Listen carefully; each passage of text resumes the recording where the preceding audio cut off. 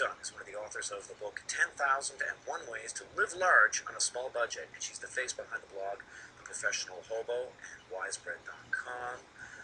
Here she is this morning. Good to have you here. And you're living proof of your own advice. I mean, you were in the investment community for, 6 years, and then you just... Sold a lot. Sold a lot. Yep. But you live debt-free.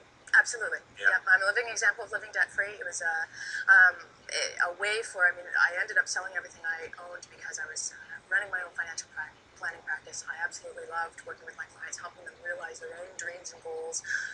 And I realized somewhere in the mix there, I'd actually forgotten about my own lifelong dream of traveling the world, doing humanitarian work around the world, climbing the mountains of the world.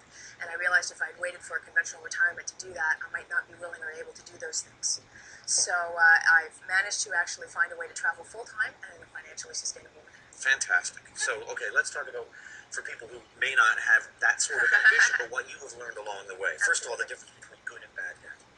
Well, good debt is generally debt that you assume in order, it's something that it appreciates in value. So a house appreciates in value. Yeah, absolutely.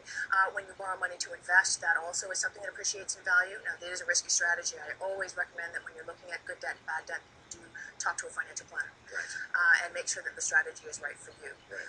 Because in low interest rate environments, it's appealing to try to get into some good debt vehicles, but when those interest rates go up, you got to make sure that you can actually still hold on to that debt and make those monthly payments. One of the forms of bad debt is credit cards. Absolutely. And what are some of the things that credit card companies don't want you to do?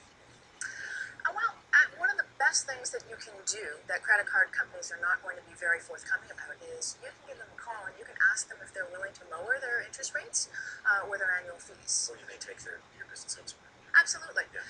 And one of the best ways you can do that is say, look, I'm a loyal customer. I'd like to keep my business with you. What is it that you're willing to do for me? And this extends across many different things. You can do this in stores. The reality is all you have to do is ask for a discount. And the worst that they can ever say is no. We talk about mortgages, I expect, as well? Oh, absolutely. Be willing to negotiate. Ask what you want.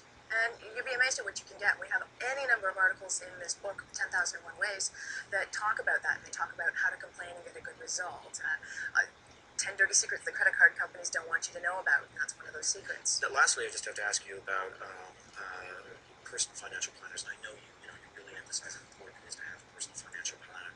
But so many people were duped by the planners, especially in the United States with Ponzi schemes and really high risk. So what do you do? How do you discriminate between, how do you find that good financial planner that you can trust? Well, and you just said the word right there, trust. It needs to be someone that you trust, that you have good feelings about.